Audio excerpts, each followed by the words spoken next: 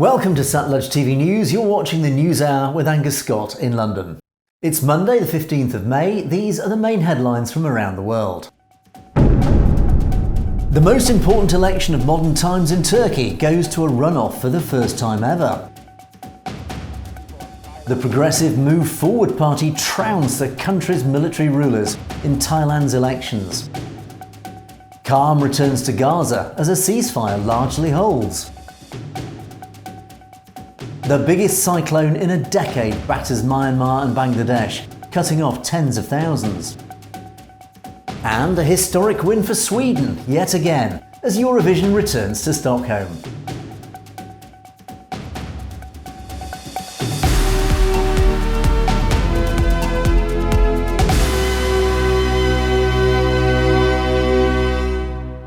Welcome to the News Hour. These are today's main stories in detail. A retired civil servant who few outside Turkey have ever heard of has pushed President Recep Tayyip Erdogan into an election runoff, the first of the country's post-Ottoman history. It was a bittersweet result that left Kemal Kılıçdaroğlu's supporters frustrated following a heated night of vote counting in Turkey's most important election of modern times. Nearly complete results showed Erdogan picked up 49% of the ballot, and the secular opposition leader collecting around 45%. Kemal Kılıçdaroğlu's secular party was created by Turkey's founder Mustafa Kemal Atatürk. The group has been targeted by decades of violent repression because it follows a more spiritual Islamic tradition that separates it from both Sunni and Shiite Muslims. The runoff will happen on May the 28th. And in Thailand's elections yesterday, the progressive Move Forward party has claimed victory after a stunning result that decimated military-backed parties, which have ruled the kingdom for nearly a decade. A massive surge for Move Forward, the MFP, left it on course to be the biggest party, followed by its rival opposition, the Pheu Thai movement of billionaire ex-premier Thaksin Shinawatra. Thai voters turned out in record numbers to deliver a brutal verdict on former coup leader Prime Minister Prayut Chan-o-cha, who has been blamed for economic stagnation and a crackdown on rights. MFP leader Peter Limjaroenrat said he would seek to build a six-party coalition, including Pheu Thai, which said it was ready to join, though negotiations of the details have not yet begun. The United Thai Nation Party, led by the former army chief who seized power in a 2014 coup, polled in a distant third place. Calm has returned to Gaza as a fragile ceasefire has largely held, leaving Palestinians and Israelis to count the cost of 5 days of cross-border fire that killed dozens. The fighting broke out Tuesday with Israeli strikes on the Islamic Jihad militant group.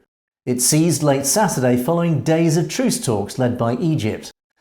As the skies fell silent, residents were left to mourn the 33 people killed in Gaza, as well as the 2 in Israel, a Palestinian labourer from the blockaded territory and an elderly Israeli. Israel said that militants fired 1,468 projectiles at Israel, of which over 1,100 crossed into Israel's airspace, with the army intercepting more than 430 rockets.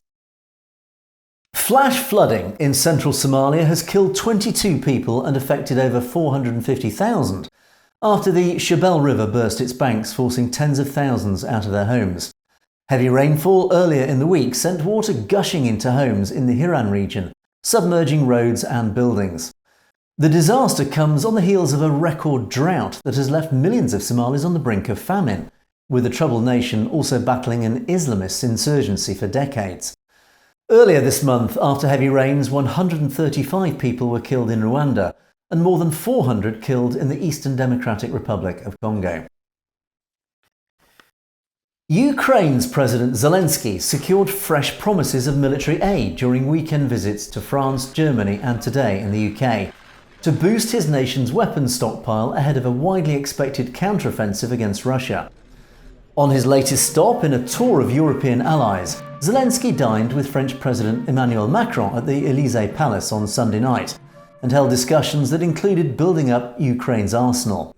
France has agreed to train and equip several Ukrainian battalions with armoured vehicles and light tanks.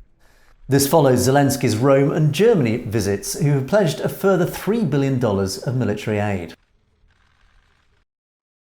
At least 13 people have been killed when a passenger van and truck collided on a highway in northeastern Mexico. The accident happened near the border state of Tamaulipas. The number of victims could also increase, as there were indications that other passengers remained unaccounted for and may be as high as 20. Road accidents have increased in recent years in Mexico, usually due to high speeds, poor vehicle conditions, or driver fatigue.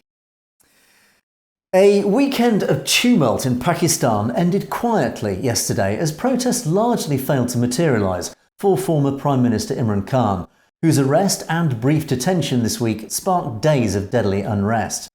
But more demonstrations could erupt in the coming days, with the opposition leader facing more court cases, pledging to restart campaigning, and an arrest embargo due to expire. Khan was manhandled into custody on graft charges by paramilitary rangers during a routine appearance at Islamabad High Court last Tuesday. Khan was freed on bail after his detention was declared unlawful by the Supreme Court and claimed he was treated like a terrorist. The death toll linked to a starvation cult in Kenya hit 201 over the weekend, after police exhumed 22 more bodies, most of them bearing signs of starvation. The bodies are believed to be those of followers of Pastor Paul Mackenzie. He's alleged to have ordered congregants to starve to death in order to meet Jesus. More than 600 people are still missing, many of them children. Mackenzie, who was arrested last month, remains in custody where police plan to charge him with terrorism-related offences. The biggest storm to hit the Bay of Bengal in over a decade has caused tens of thousands of people in a major Myanmar port city to be cut off from contact. The deadly cyclone tore through the west of the country and neighbouring Bangladesh. Cyclone Mocha made landfall between Cox's Bazar in Bangladesh and Myanmar's Sittwe, packing winds of up to 195 km/h. By late Sunday, the storm had largely passed, sparing the refugee camps housing almost 1 million Rohingya in Bangladesh, where officials said there had been no deaths. And finally, Sweden is celebrating after Loreen won the Eurovision Song Contest, the Scandinavian country's 7th title triumph, equalling Ireland's record. The Nordic country's media was in a jubilant mood.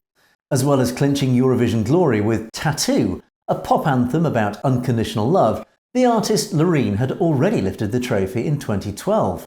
She is the second artist to achieve a Eurovision double, 36 years after Johnny Logan for Ireland in the 1980s, and the first woman to do so.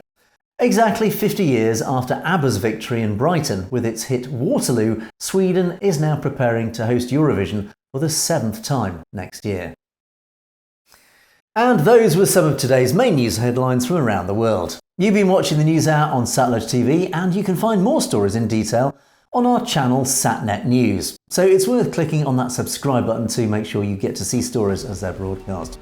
And don't forget, if you have any comments or opinions on any of our news stories, you can comment below, or indeed drop us a direct message at message@satlujtv.com. We would love to hear from you. In the meantime, thanks for watching. For Satluj TV News, I'm Angus Scott in London.